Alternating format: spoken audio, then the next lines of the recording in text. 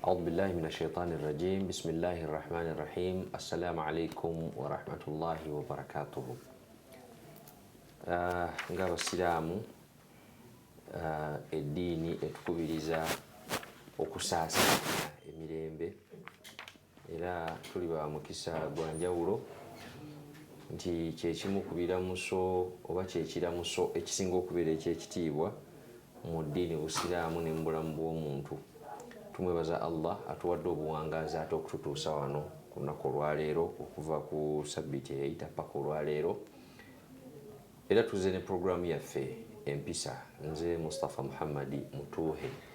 Tukwaniriza webale kutweyungako, webale kutambula naffe. Mpozi twebaza Allah byonna bye tutuuseeko, ate tumusaba Allah bafunye ebizibu ebitali bimu atugumye era atuwe empeera y'abagumiikiriza.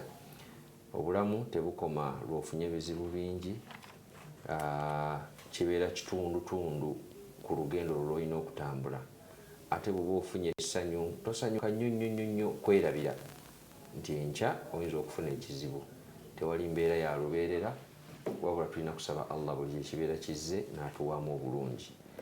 Bwe tumanyi obulungi bwe tulabako ate tebukomaawo, naye obuzibu bwe tulabako buyinza okuba nga si bwe buzibu obusinga okubeera obw'amaanyi. Embeera yonna Allah yatuteeka mu dduniya nga tulina okubeera ne balance, noonya miizaani etambuza obulamu. Mukadde waffe musomesa waffe Sheikh Najibu Ismail Akasozi Mutambala. Sheikh tukwaniriza. Alhamdulillah. Webale kujja. Amin ya Rabb. Webale n'ekkanzu eyo. Neema ya Mungu yetuwebaza yokka. Nti mwambala amakanzu ag'ebipimo ag'ekiro. Omanyi waliwo amakanzu gy'otunuulira n'ogamba nti eno nzito, si nti bw'ogiteeka ku miizaani ku ezito wa kiro nnyingi, wabula nti awe yava yalekawo ekituli, naye Allah mwe baasitudde muba walimu. Kirungi ne mufaanana Allah by'abawadde. Nina okulabika obulungi nakyo kiweesa ekitiibwa. Bubonero naga nti omuntu okulabika obulungi kamu ku bubonero bw'obukkiriza. Mba abasinga babadde tebakimanyi. Okulabika obulungi? Obuyonjo oba okulabika obulungi? Kyawukana kitya n'obuyonjo? Ye waliwo omuntu nga muyonjo naye ng'engoye ozirabanga zeezo. Kaakati agamba twambala nkadde zezibeere bw'ojjayo ebyokwewunda byo byonna by'obeera oggyeyo mu mbeera yonna, kiba kiraga nti oli musajja muyonjo, kwega toli shabe. Waliwo omuntu asobola okujja ng'ali shabe oba okulabika ng'endabika ye yamanyiirwa bw'atyo nga obutabeera shabe tekikola mawulire. Lwalabisa obulungi lwewunyisa. Lwewunyisa. Oli nga bw'abeera talabise bulungi aga nti hajji abadde ki? Musiraamu ki ekimutuuseeko? Nga bamumanyira akuba ekikalu ki? Ng'abula kukisaaniisa mulawo. Naye lw'omulaba nga takuba ekikalu. Omusiraamu aleka alina ebizibu. Sheikh wange yaga nti bw'olabira omuntu nti alina ebizibu oba alinamu essente kusirika, aba musirifu nnyo. Nga wemumanya nti kati oyo yafunyemu ssente, naye bw'aba tazirina ayogera n'asengula ne siteegi. Ssente afuuka bakanansa. Kati oyo kati alinamu agikemula bw'ati, ne bw'atuuka ewaka aba mukambwe. Ng'alinamu aba mukambwe nnyo. Kuba alagira ebintu ne bikola. Tayagala na kumusemberera, abaana tabaagala mu ddiiro, omukazi tayagala amukwateko. So buli muntu abatalinamu abeera wampisi. Ziringa za bulangiti. Emboozi yonna gye yabadde naye agiyinza oginyumya okuva yatuuse waka n'ateebaka nakwebaka. Olinga aga nti aboogere ennyo ettooke teribaamu. Baba ne ssente anti era bw'osanga nti asobola okunyumya ku ssente ezitali zize ng'azinyumyako ng'ezize. Naye nga kirooto. Nga kirooto bigambo bingi, kino kiri. Naye Allah bw'abeera awadde embeera eyo oba embeera y'okuba nti alina akabonero kemusobola omulabirako, asaana ate n'akeebaza nti singa kaba kamuvuddeko kaba kamugo omuntu yenna omusiraamu alina kuba muyonjo, alina kuba ng'anyirira, alina kulabika bulungi, alina kuba kifaananyi kyaki kyabale. Swala singa eba ekutuuseeko mu budde obwo, oba singa wabaawo ekigwawo nga gwe weetaaga obeere nga olina ensonga gy'otuuza nti saayambadde bulungi sijja kikola. Alhamdulillah, olina kuba kifaananyi ky'abantu. Tubeere bayonjo. Nkola ya busiraamu. Nkola ya busiraamu. Barakallahu fiik. Kwega tetuddamu kukwewuunya nga kati nze nti nze ninga nawolovu. Otyo ndabika leero nendabika bulala, n'enkya n'onsanga ndabika bulala. Bwe mba nyambala engoye zonna siriiko nti ndi wa kanzu yokka oba ndi wa saati yokka, nyambala ekanzu, nyambala essaati, nyambala t-shirt, nkyukakyuka okusinziira ku mbeera na ki kye ngenda kukola. Siraamu omu yaŋŋamba nti omuntu alinga kyombo, ekyombo kiwunya kiba kifumbiramu. Kati n'omuwalimu alina okuwunya ebifaanana obuwalimu. Byebiriwa ennyambala. Tewalina abawalimu b'omanyi nga ye olubeerera. In fact abawalimu nga ngenze nawala, Abamisiri abaatusomesanga ng'ajja mu masjidi okusoma khutuba ng'ali mu ssuuti, n'ateekako ejjubba ye ku ssuuti, n'amaliriza okusomesa n'ajjako ejjubba n'afuna mu masjidi n'agenda. Kati abo amawoofiisi. Kati ki ekigaana omuwalimu omulala okubeera owa woofiisi? Tekiri komoni wano. Tekiri komoni kuba tetwakyeteekamu. Twasooka ne tumanya ekisooka nti abawalimu baakubeerawo ku lubalaza baakuwa buwi. Ekyo ne kijja kisiiwaza abawalimu abamu, n'abeeraawo nga ye alowooza kumuwa, n'afuuka obuvunaanyizibwa bw'abantu. N'ayagala abeere buvunaanyizibwa bw'abantu nti balina okumubeerako. So omuwalimu asobola okubeera nti agenda kusaaza ejjuma, alinayo puroguramu mu kkooti oba alinayo puroguramu mu ofiisi, n'ajja n'essuuti ye n'ettaayi n'atuuka ku agenda okusaaza ejjuma n'ayambala. Waliwo omusirikale gwe nalabanga ku social media okwo, wakati sikyabulaba bukiripu bwe, ng'abeera ku kituuti ng'ali mu kyambalo kye kya poliisi. Kati n'omugenzi Kiggundu, Sheikh Kiggundu ng'ali mu kombati ye y'amagye, n'alinnya ekituuti n'asoma khutuba n'avaako n'agenda. So tekirina kubeera ku nnyambala ya muwalimu nti alina kufaanana buwalimu okwambala kanzu, simanyi abeera mu nkoofiira ebbanga lyonna, osobola okukyukamu. Kati ogenda osamba omupiira era ng'obeera mu nkoofiira. Abawalimu basamba omupiira. Abawalimu bagoba akaliba ka himaaru. Omuwalimu alina okubeera fiiti. Umar bin Khattab alina ebigambo bye yayogera naye nga byali ku nsonga za kubeera abantu kubeera fiiti na kuteekateeka abaana baabwe. Yagamba nti allimu auladakum asibaha, si kwe kuwuga, warimaaya, kuba sabbaawa, n'okuvuga ki enfalaasi, basaabake mu kuvuga enfalaasi. Kati wano olwaleero bw'obeera yagamba kasaale, kati emabegako awo nze nnyo ebintu byenkola, nsamba omupiira ekisooka. Ekyokubiri nalinga muwagizi wa laale, era sizivaanko jaswakwa nafuna ebinkwata bingi naye nga giba tegiriyo, era moloka wenjivuga nti laale ziri Mbarara neŋŋenda oba ziri luddawa. So tosobola kunsanga eno ga nti seeka akola ki wano. Mulaale mba nze nkolayo ki? Anti ebikolebwayo. Nze nkolayo ki? Nze nkola ki? Gwatavuga ononyeyo ki? Muwagizi. La ilaha illallah. Just kati entegeera yaffe, abantu abamu entegeera yaffe yafunda ku saidi y'abawalimu. Ebintu ebyo abantu abanenya kitono sheekhe.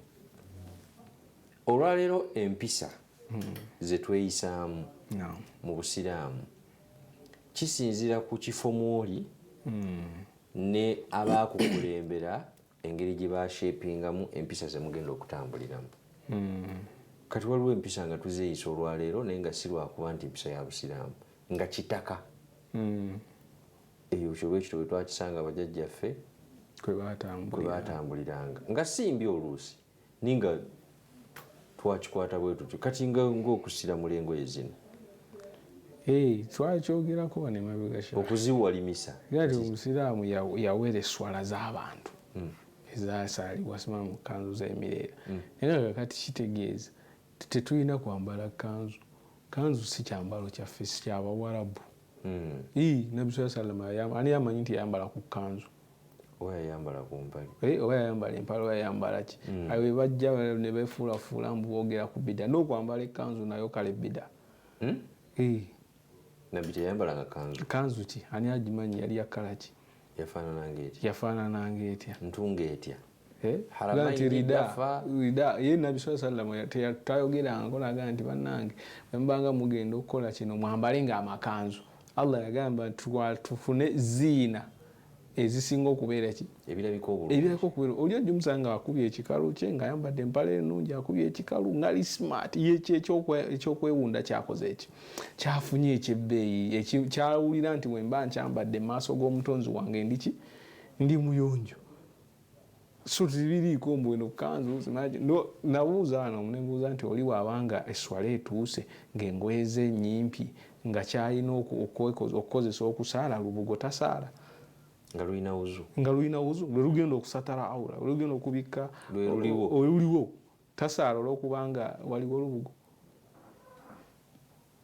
Sheikh oyingidde mu masala tubirekere Sheikh Kiyinji ebyo yanaabitaganjula ne Hamza Kiiswa ku tubeere omuntu yenna alina kuba muyonjo. Temukiteekako nti seeko olina kubeera mu kanzu, seeko olina kubeera mu nkofiira, seeko olina kutambula bwoti. Kwegamba identity kikwawula ku ffe awaamu ekigenda okunjawula neeyisa ntya singa nkola empisa embi nga ndi gusobola nozuka eriyo gye batunda amakanzu omuntu agenza ogigula gye babuuza nti oli wa ddiini ki sikiwulira Peter agenda n'agigula era obasanga bavubuka ye Simon yani ng'ali mu kanzu ya kisiraamu nga n'ekirevu akirina gye nga ebbeeyi n'okusinga ey'omusiraamu seka bamanyira baseka bambala amakanzu ne gakwata kuno gonna ne gasiiwuuka seka eyo nzijaayo adde mmanyi Sheikh tuveeyo kalino naye era tutuviiridde ekaawo okubyemuuko naye alhamdulillah ekyambalo kya busiraamu. Tugende ku mulamwa gwaffe Sheikh. Omulundi ogwayita twalaba Shas bun Qais musajja mukulu eyaleeta obutabanguko waggula ba Banu Qainuqa abagamba ayagala okutabula obusiraamu mu Madiina n'ebyabaawo twabiraba naye y'omusajja ono Nabbi sallallahu alaihi wasallam tukimanyi nti eri musajja wa kisa eri musajja mukwata mpola. Omusajja ono era agezaako okumutabulira community gyazimba agezaako okutabula eddembe Madiina abantu babukadde batudde balina emirembe yes bali bakava mu lutalo lwe Uhudi lwe Badiri naye ate ono agezaako okubatabula. Feeti ye yali etya kiki ekyaddirira ku musajja oyo? Billahi minash shaitani rajim. Bismillahir rahmanir rahim. Alhamdulillahi wa kafa thumma salatu wassalamu ala habibil Mustafa Muhammad bin Abdullah sallallahu alayhi wa sallam wa ba'd. Tumwebaza Allah olw'obulamu n'obuyinza n'embeera yonna gy'atuwangalizaamu ng'abatonde. Tusaira ku ekitibwa Nabi Muhammad sallallahu alayhi wa sallam oyo yatutuusaako bino bye tuyiga era yatusomesa empisa z'obusiraamu nga tezaali empisa zokka wabula n'obuwangaazi obulungi omwana Adamu yenna bwe yalisaanye okubeera nti awangaala. Oli musiraamu toli musiraamu olina kuba wampisa okubeera omulungi eri abantu. Bw'otaba mulungi eri bantu ogenda kubeera ogenda kufuuka ekisekererwa. Teri gye naliise ddiini, teri ddiini yonna ekkiriza mpisa mbi. Teri ddiini yonna ekkiriza mpisa mbi. Abantu babikola ku lwabwe. Teri ddiini ewagira bukyamu nekkiriza obukyamu butambule nekukkiriza butambule nti obwononefu bwonna obujja bugwaga nti nze tombuulira ebyo nze siri musiraamu oba siri mukatuliki oba siri mu kristaayo oba muprotestanti ebyo teri ddiini evaayo nega nti ffe abaprotestanti tukkiriza okwonoona mbeera eno bweti ne bweti era eddiini yaffe etukakasaako obutaba na mpisa. Eriyo faaza oba omubuulizi n'omusosodooti yali ayogeddeko nti tetulina kuba na mpisa la. So nabbi Muhammad sallallahu alaihi wasallam buli kye tukola yakituyigiriza, empisa z'okulya, empisa z'okutambula, empisa z'okubuuza, empisa z'okwebaka, empisa n'ekisembayo tewali tutte nti kya bunyoomoofu, empisa z'okukola ki, z'okuyingira mu baitul khala akramakumullah. Ti omuntu bw'aba ayingirayo ayogera bino akola bw'ati, bw'aba afulumayo ayogera bino akola ki, akola bw'ati. So nabbi Muhammad sallallahu alaihi wasallam kaana uswatun hasana, kyakulabirako kyaki ekirungi eri ffenna, seeri abasiraamu, eri ffenna, kubanga waliyo bangi abamuyigako nga si baki, si basiraamu. Tekyali mu mbeera za nabbi sallallahu alaihi wasallama okulivenjinga, era obusiraamu tebukkiriza livenji, okuwoolera eggwanga. Naye byatuukawo byamuwaliriza, oba Allah yatuuka ekiseera n'amuta n'amugamba nti wekiba kizze kola bwoti. Omwami oyo Shas bun Qais yatabangula emirembe, ngera president wanava n'agamba nti oyo opposition leader yatabangudde ki, yalagidde abantu bakole bwe bati ne bwe bati. Kati Shas yayagala okujja Banu Qainuka ekoki ku mulamwa nabbi sallallahu alaihi wasallam gwe yabateekako n'endagaano gye basayininga n'abayahudi okugibajjako, aga nti abange muli wano naye ebintu byammwe eri abasiraamu bali mu byeyagalira musituke. Allah n'abasaako etteeka, kuba yali musajja mumanyifu, n'abateekako etteeka lyabateekako, n'abaga nti mwagala kugondera musajja musomi wa bitabo abajje ku kyemuliko, wa antum tutla alaikum ayatullah, nga n'obulerwa Allah bubakola ki, bubasomerwa, fiikum rasul, nga n'omubaka Muhammad sallallahu alaihi wasallam baina adhhurikum ali muki, akyaliwo mumulabako. Lwaki mwagala okufuuka abantu ababi? Era ekyatuuka ku Shas oluvannyuma lwa katabanko ke yateekawo, yaggyibwa mu bulamu bw'ensi. Mukulwanagana oba yakwatibwa? Mukulwanagana. Obusiraamu tebwawambanga muntu ne bumutta, era bwe bwamufunanga nga bumufunye bwawanyisanga omuntu oyo mu kintu ekirala, nti ekyebaleetanga ne bawaayo. Naye abamu baawalazanga empaka, era okuwalaza kwabwe empaka nabbi sallallahu alaihi wasallam yaduumira oba yalagiranga babajjeyo nga bagenda kufuuka threat, ekikeme eri abantu umma n'abalala. So mweyo embeera oyo yakomaawo. Kati ne wabaawo abataatereera. Tulaba nti ebyajja oluvannyuma lw'olutalo lw'e Badiri byaleetera entalo byaleetera obutabanguko bungi awamu n'okufa kw'abantu ab'enjawulo. Nga biva ku ki? Nga biva ku tugiyite ku violatinga mateeka. Bano abaali nga bw'owaga nti abaali bamaze okukkaanya n'ennabbi sallallahu alaihi wasallam, nga balowooza katumale gakkiriza, ndaba talina kyali, balaba alaze amaanyi, nga balaba bw'amaanyi, aga nti kaakati nembeera nga bwetuuse, tulina kufungiza ki, tulina kufungiza omusajja ayinza okufuuka ow'omutawaana.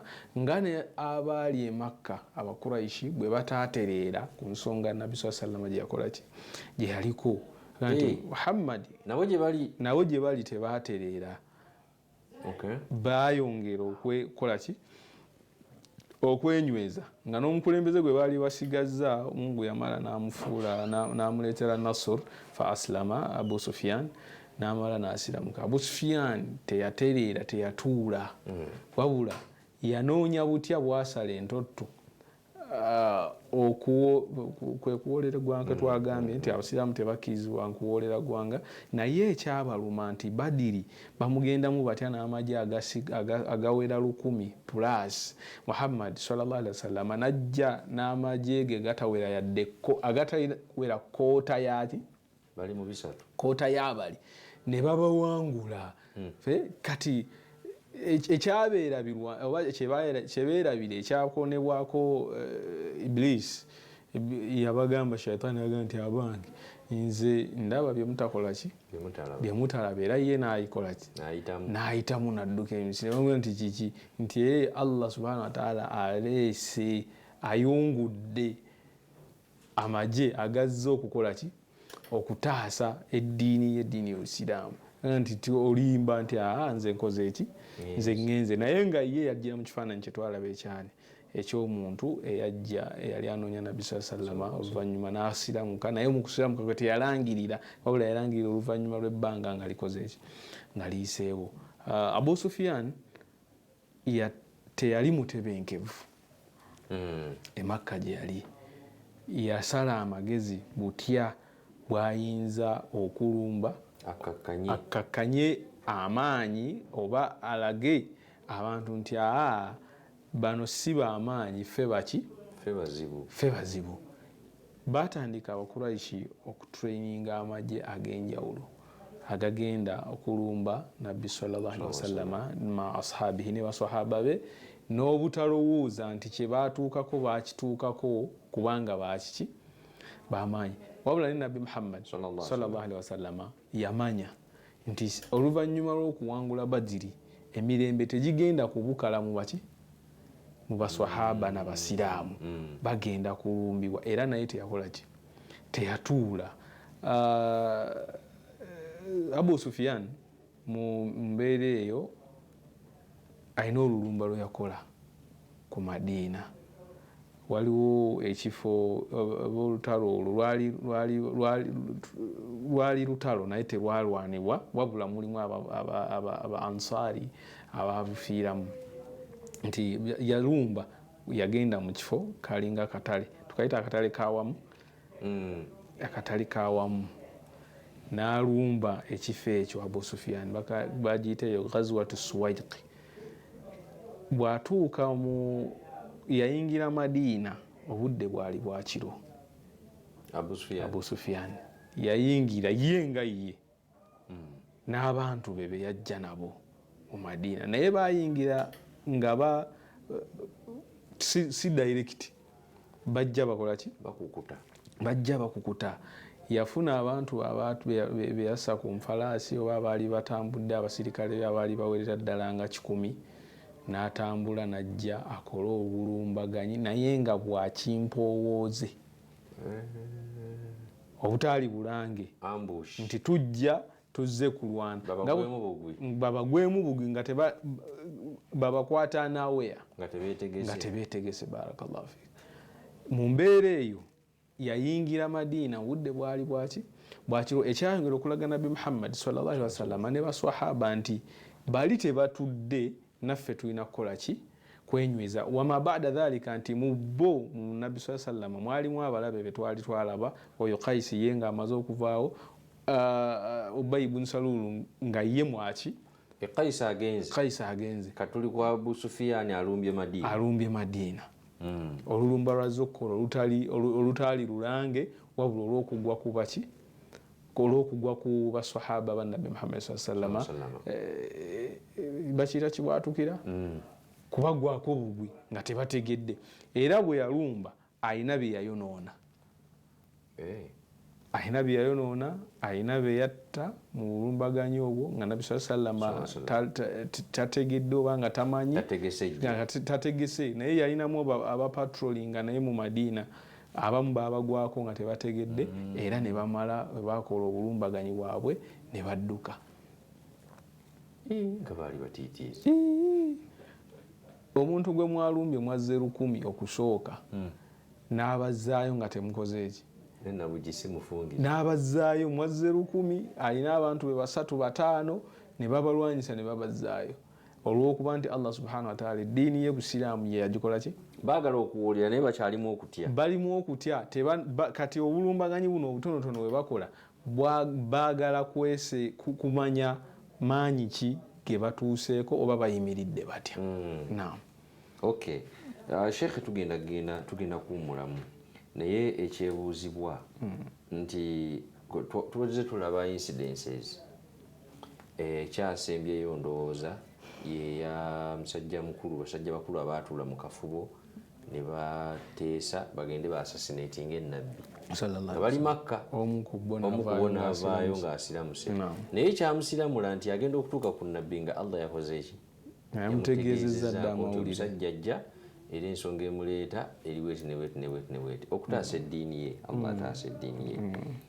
Kijja kitya bano okuba nti bano Abu Sufyan baatuuka ne batirimbula n'okutirimbula bye baatirimbula ne badduka ne bafuluma nga Nabbi sallallahu alaihi wasallam tafunye sigino yonna, tafunye kulabulwa kwonna. Kiba kitegeeza ki mu mpisa yaffe ng'abantu, era ne mu kuba nti Allah eddiini yeeyama okugitaasa. Kiba kiwa muntu kulowooza ki mu mbeera eno. Tugenda kuwumula mu katono ku lutimbo lw'emirembe kwoli Salam TV. Tovaawo katukomewo.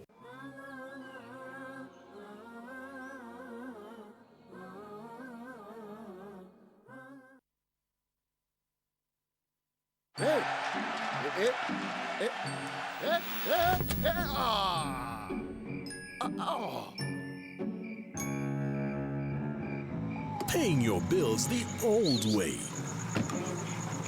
Let's go. Just need to buy some power. Paying your bills with the My Airtel app.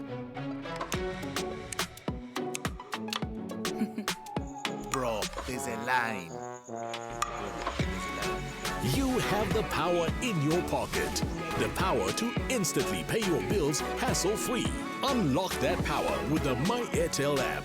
Visit the App Store or Google Play now. Oh, you're back.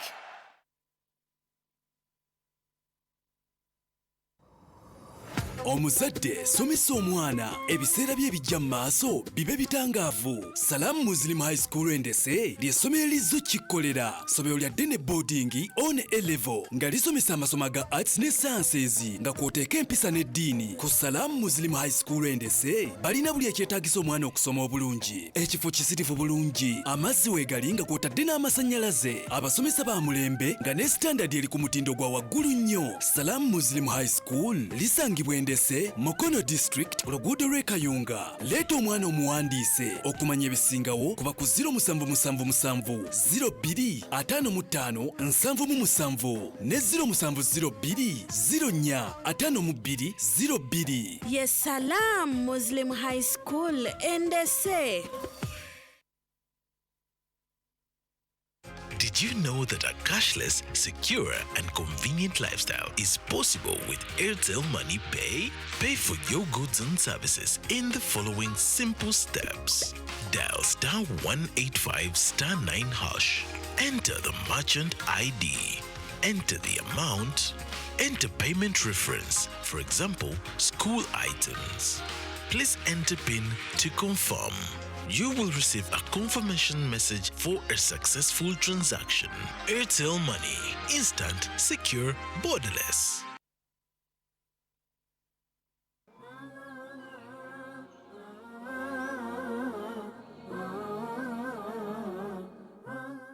Kulikayo mukuwumulamu okwo tukyagenda mu maaso. Program Empisa Sheikh Najibu yali mu studio. Sheikh,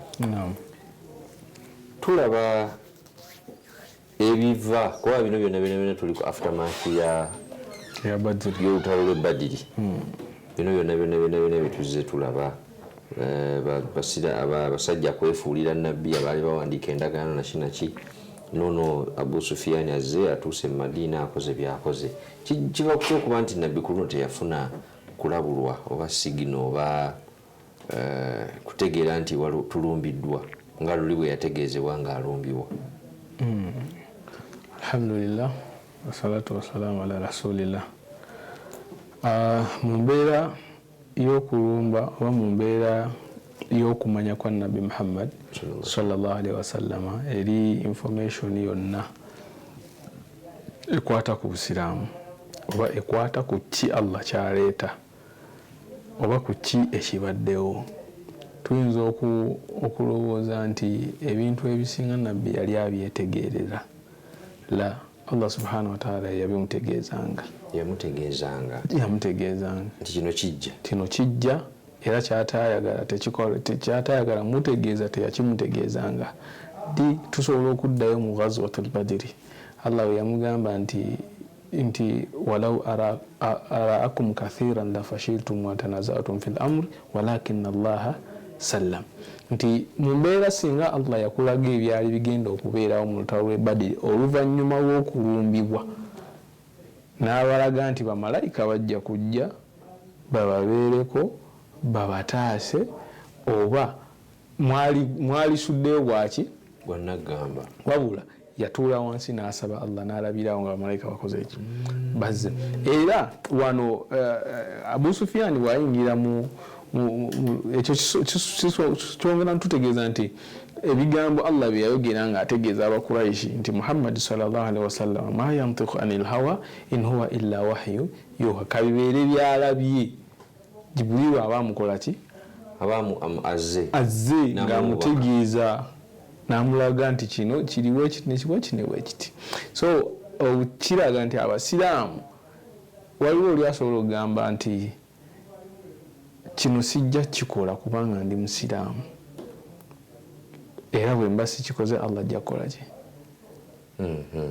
ajja kunvunaana sijja kunywa mafuta mu motoka nja kukola wazikaali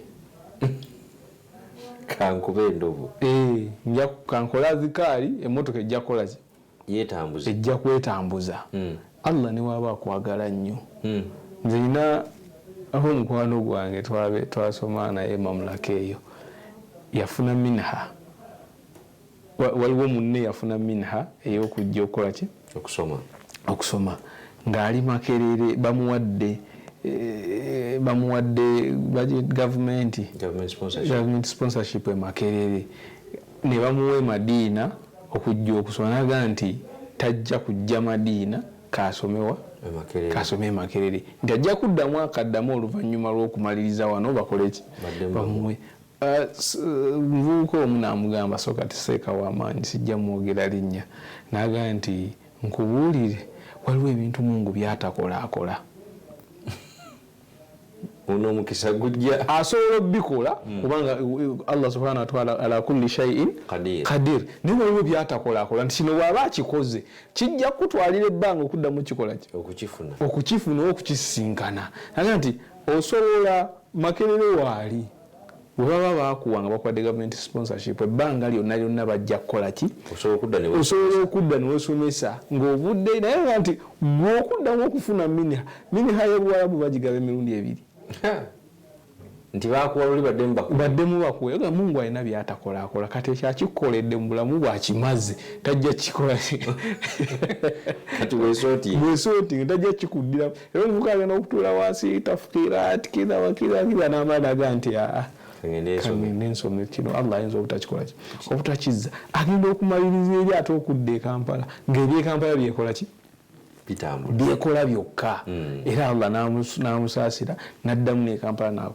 n'ayongerayo n'amaliriza kati musajja w'amaanyi mulamuzi looya w'amaanyi mulamuzi ne looya mpozi baawukana ono mulamuzi pulida yawolereza mulamuzi yasala emisango kati ono kanso pulida w'amaanyi advocate gyakoleramu by'omu ku bantu abatwali bw'emizi naye nga yasooka kukola ki yasooka n'agumiikiriza mu kintu so Allah subhanahu wa ta'ala ku nabbi Muhammad sallallahu alaihi wasallam yayagala baswahaba bazuukuke baleme kulowooza nti Allah yatuwadde nasur mu Badr n'olwaleero netuneebaka tujja kusigala nga tuliwani bamanisuula kankyogerewo nti tujja sigala nga tuli baki Munyazi Mungu ajja tutaasa era ebinajja tubeereramu so Abu Sufyan bw'ayingira yayonoona yasooka mu nnimiro emu ku nnimiro ez'amaanyi ezaali zaagulibwa baswahaba oba Uthman ibn Affan n'agiyingiramu n'atemaatema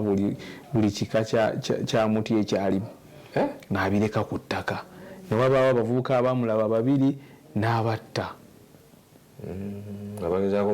kati awo Nabbi sallallahu alaihi wasallam bwafunira information ate etamutuusibwako omuntu kati owuza nti yagifuna atya Allah subhanahu wa ta'ala yali amulese oluvannyuma nadda n'amutegeeza nti owaayi Madiina akoze eki alumbiddwa Suwaiki baali mu kafo ke bayita Suwaiki we baatuukira Abu Sufyan n'ategeera nti kati Muhammad ategedde n'alagira sallallahu alaihi wasallam tukole ki tulumbe okulumba bajje babasisinkane ne babomba n'ebyo baali bakutte nabyo ne badduka nabyo Nabi sallallahu mu kiseera ekyo Madina ng'afuluma with immediate effect yakitegeeza Abulubaba nti waayekola ki astakhlifuka al-Madina soko okwatemu awo tugenze kutaasa era bye baali babbye bano baabi basuuza ne babikola ki baali babbye Madina bane baali batutte n'okwonoona ne bali basuuza ne badda so teweesuulirayo wannagamba nti kati ffe tuli nze Allah yanta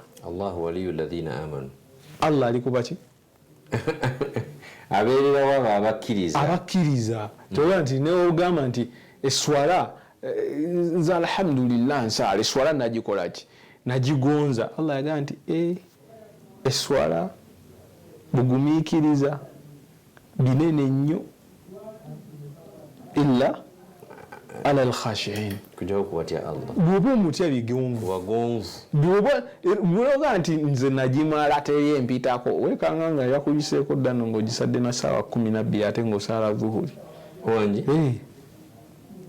yo tekyalina linnya eyo Allah subhanahu wa ta'ala so wekyo bwate wakikola so Nabbi Muhammad sallallahu yayita oluvannyuma lw'okuwangula olutalo lw'e Badiri ebyaliwo byatuuka waliwo n'ekiseera olutalo lwalwe bagendamu lwayita Ghazwat Dhi Amr olutalo olwo nno Nabbi sallallahu lwe yakwasizaako Uthman ibn Affan Madina lwe yamulekera Madina ga nti Madina tumukoze eki tumukulekedde yalumba yasooka okulumba okugenda okuwamba ekibuga ekyali kiwambiddwa abasuubuzi abaali bava Shaami abaali basindikiddwa Abu Sufyan era Abu Sufyan yali afuuse musajja wa kitalo yali mu kontro ya Makka abanenera abaana bonna baabase ne bana bazze baddaddawo nabo babakoze eki nabo babase obusiraamu bulaga nti bwaki bw'amaanyi so Nabi Muhammad sallallahu alaihi wasallam bw'awulira nti bawambye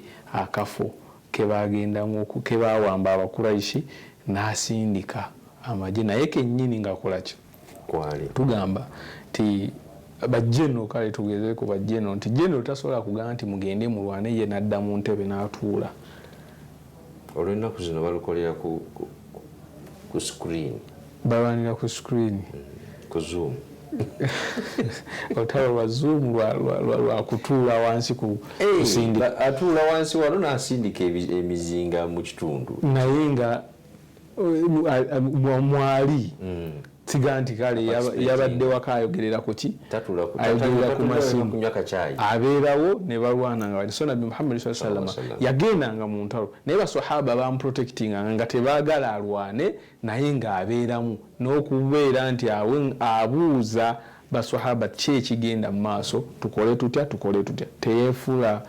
teyeemaliranga wama baada dhalika nti yali asobola okwemalira ng'omuntu kuba buli kimu yali asobola okifuna n'okitegeera n'okumanya nti ono asobola okukola bwati Allah yali yamuwa ilmu nti ono asobola okukola bwati ono akola bwati ono akola bwati luno olutalo luno tulugendamu naye tuyinza obutakola ki obutaluvaamu oba tuyinza okuvaamu nga khasaara munene nnyo okusinga ki tujja dduvaamu naye nga tetukoze eki tuteredde so mu lutalo lw'egundi tugambye Ghazwatu Dhi Amr lutalo Nabi sallallahu alaihi wasallam kalo yayingiramu balo yasooka okuyingiramu oluvannyuma lwa Badiri ng'ayina amagye agasukka mu 4 olwo baweze jukira abaasira mu kabada Badiri baali bangi oluvannyuma n'okutrainingi w'okwenjawulo eri baswahaba okulwana kwali kwaki kweyongera nga Allah amaze omulaga nti tebinaggwa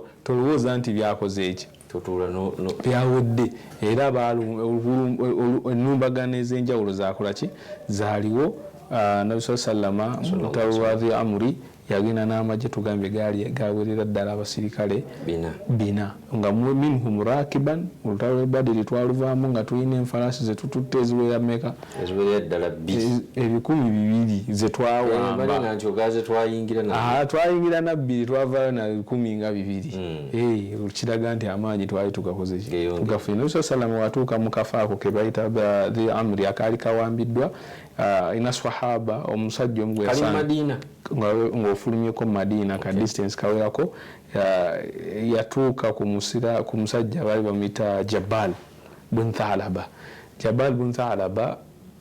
nga yamanyi abakuraishi we bawambira we bali wawe batuuse na kiki bakoze fa nabi sallallahu kyasooka okukola kumukoola kuyingira busiraamu n'abuyingira nakkiriza era n'abakulembera n'abatwala abasajja abo we baali bategeera Abu Sufyan afuna amawulire nti Muhammad n'amagye ge bakola ki balumbye bajja n'agamba abantu be nti mukole eki mwetegule era mwekyo ekiseera mwolwo olutalo tebaalwana wabula kitutegeeza nti Nabi sallallahu yayagala liyashulu al-a'rabi banamalungu abaali baagala okwegatta ku bakuraishi okubalaga nti ejjeeri ly'amaanyi teritudde mu kaseera ako teritudde era tebalowooza nti lijja kutuula mu mbeera y'emu Ubay ibn Salul Abdullah ibn Ubay ibn Salul abantu be abamu be yali akwataganye nabo twalina gwe twalaba gwe baali bayita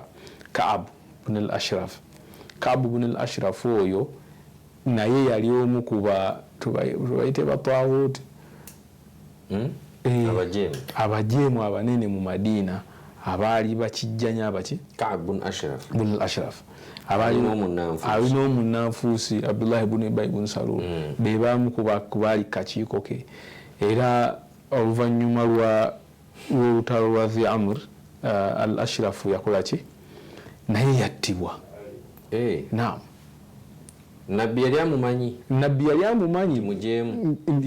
nti mujeemu era ne ku lukwe lwa Shas bun Qais yaliko y'omu ku baakulembera okulwana oba okulabankanya ebirowoozo by'abasiraamu n'okubajja ku mulamwa okuva ku nsonga ya Nabbi Muhammad sallallahu alaihi wasallam. So gundi Abu Sufyan amala ategeera nti abantu be ababadde bamuwa information e Madina batandise nabo okubakola ki okunafuwa batandise okubajjawo n'agamba nti kati mu kiseera kino tulina kweteekateeka kulumba nga tukola olulumba olumanyikiddwa naye nga tuli banywevu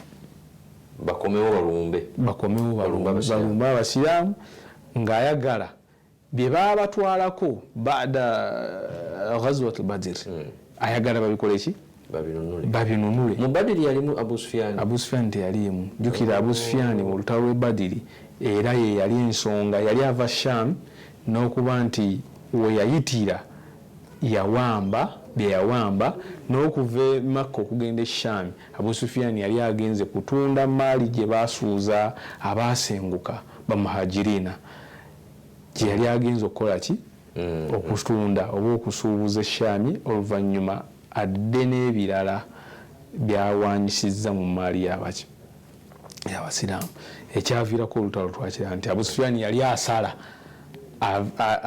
e Badiri agenda atwale maali n'aweereza e Makka message nti Muhammad n'abantu be mbakoze eki mbakubye bakiyita kimooni tebajja kundabako wabula mpise ebbali ntetenkanyiza amagye nengafulumya tugenzeewa tuyiseewo Abu Lahab n'agamba ne banne nti tetudda mabega katugende tulaga abasiraamu abo nti tuli baaki ekitegeeza olutalo baali tebazze kulwana baali bazze kutaasa byabwe abasiraamu bategeera nti Abu Sufyan ava Shami tugende abakuraishi bo baali bajja kutaasa maali Nabi sallallahu alaihi wasallam yali ajja okuwamba emaali eyawambibwa ku baswahaba oluvannyuma Abu Sufyan nga yaje kamanda waayo kati abategeeza aweereza obubaka nti bannange maali gyendeeta waliwo bagisuulidde ki bagitaayizza kati banaga katujje tunaffe tutaase maali yaffe weyafuuka yaabwe kuba bagiwamba bagisuuza abaasenguka bajja bakole ki nabo bataase maali etali yaabwe. Shekhe mu ddakiika 3 tumaliriza embeera eno ey'obunkenke kwa katulaba tewakyali kutuula twakava mu Badiri tugenze mu Kainuka tuli mu gitani sawiiki tugenze kati wuyo ate ne Abu Sufyan agamba kwega abasiraamu ebiseera ebyo tebaafunamu kutya nti twava e Makka nga tetulina mirembe ate tuzze eno ate kati tuli mu dduka manye embeera y'olutalo myaka egisinga kati naddala ejjaffe n'abali wansi waffe tebamanyi kye bayita lutalo bamanyi tiya gaasi naye embeera y'olutalo era kyova olaba abagamba zivuge basinga kubeera mu myaka gyaffe bazivuga zivuge niyo embeera y'olutalo tokola tolima teri kusoma for example abaana bagenda ku masomero ng'obeera tomanyi kiddako abasiraamu tebafunamu okweraliikirira mu biseera ebyo kuba kati lutalo ku lutalo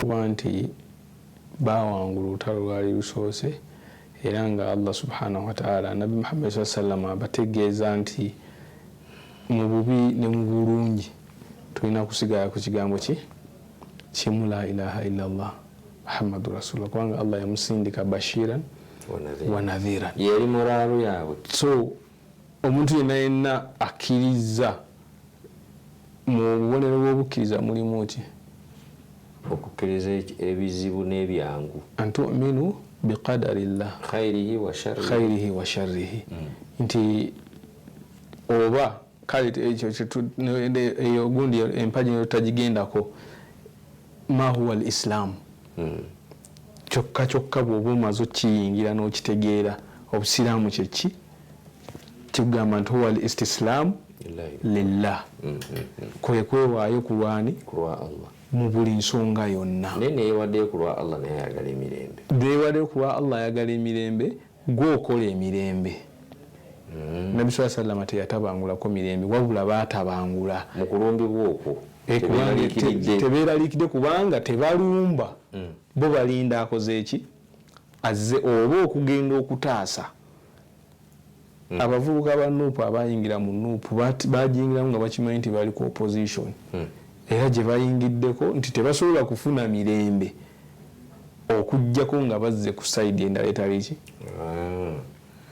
era abalemerayo babaga nti ffe gitukolaki gye tuli banywevu mahma yakun al-amru ensonga ne bweneebeera etya ffe tuli wano so obukkiriza obusiraamu omuntu alongoosa bukkiriza bwe mu mpisa y'obusiraamu kasita olongoosa obukkiriza bwo n'okutegeera ki kyoli oba ki eddiini yo kyekulagira ebisigadde byonna byonna byangu nkusomedde etteeka negamba nti Allah agamba nti ebintu bibiri byosobola okwebuulirira nabyo fastainu biswaburi waswala mwekwate kuki kubugumikiriza Allah n'agamba nti innaha lakabiratun binene ebyo ebibiri bikola si byangu okujjako kwoyo abeera abinywerezeza mu mutima gwe so ffenna tusaala naye okutya kuyinza obutabaawo tusiiba naye okutya kuyinza obutabaawo naye ekikulembera byonna kugumiikiriza nambeera yonna ebeera ekoze eki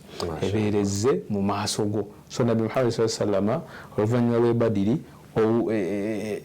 embeera ey'okutabangula abasiraamu n'obusiraamu yasigala ejja era teyawummula la abadan teyawummula okujjako ng'agenze ku source ewava abakola ki abatabangula eddembe paka naam Allah alhamdulillah sheikh tuyanziza nnyo ndowooza ebiviirako olutalo lwe Uhudi oluli mu byafaayo olwogerwako nnyo eyo yembeera ndowooza ereetera olutalo kati wano olutalo lubindabinda ku kyokooza ne badduka ne bakola bati ne bakolagana ne bano ne babatabangula era ezo ze zimu ku ntalo ezasemba pozi olutalo lutini olwasembayo ddala nga bamaze okutta Ka'b ibn Ashraf Siriya gye bayita Zaid ibn al-Haritha etujja okukoonako kati nnyo ye yasemberayo ddala insha Allah tunaaba tufunye Allah ng'akyatuwadde obulamu bw'obudde tujja bufune tunaaba balamu tujje tuyingire olutalo lwe Uhudi tujja kuluyingira na biki ebyalutandika okubeera nti lukola ki lunywera tugambye nti Abu Sufyan teyatereera akyayagala okuwolera n'okununula ebyatwalibwa nti ebintu byabwe bingi babiwamba. Ngaakulembeza nnyo ekyebintu emisajja wa byanfuna yali wa byanfuna buseno yali wa business ng'era kala gundi group ezasindikibwanga eshami okugenda okuleeta emmaali n'okugitaasa oba n'okusuubula okw'amaanyi yakukulembera. yali minisita wa kamasi w'obusuubuzi. Mpozi waffe yani twali tumanyi oli Ameria. Nasemba kumanya baminisita nga nsoma SST. Sikyabamanyi nkoma ku ensimu agivaamu yabakubeeranga ono yayimbanga wiyanga wiya. Baminisita bayitirira obungi jamaani. Tutwogeranga ne minisita omu naye kati yaahi okwata ani olekaani. Allahu mustaan. Bwe mba mwetaaga nja mumumanya inshaallah. Sheikh barakallahu fik tweyanziza nnyo ku lutimba olw'emirembe kwobadde era tujja kusaba weekuumireko osigaleko naye ffe olwaliro awo wetukomye programu empisa tulaba ebyafa by'omubaka Muhammad sallallahu alaihi wasallama okuva lwe yazaalibwa obanga tanana kuzaalibwa paka wano olwaliro wetuli. Mbadde nsaba ntumira abantu abamanyi nga sibamanyi. Obatumidde? Mbatumidde. Abakumanyi nga tobamanyi? Abamanyi nga sibamanyi kuba mbasanga wallahi sekati Salamu TV abantu bagiraba. Bantu baagala okusoma eddiini yaabwe jamaani. Nina abasiraamu bensanga muntu azannyira mu irimu nga sibamanyi naye nga bamanyi seeka weebale kusomesa weebale tuweereza ne bwe mba sitaddeeko nkofiira bamanya nti yoyo. Naam. Mashallah. Barakallahu fikum.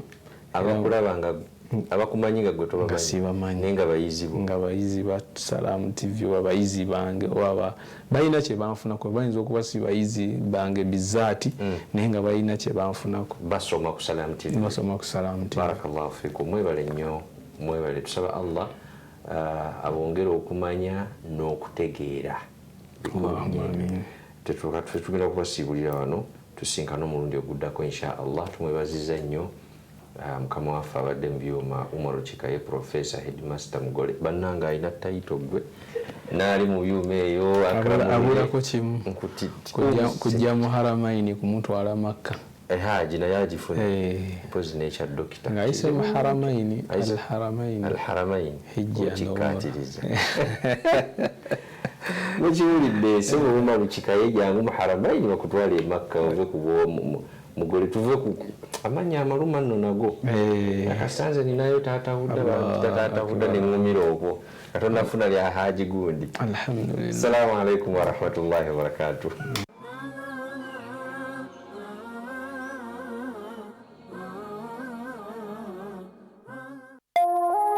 Eno ye Salam TV.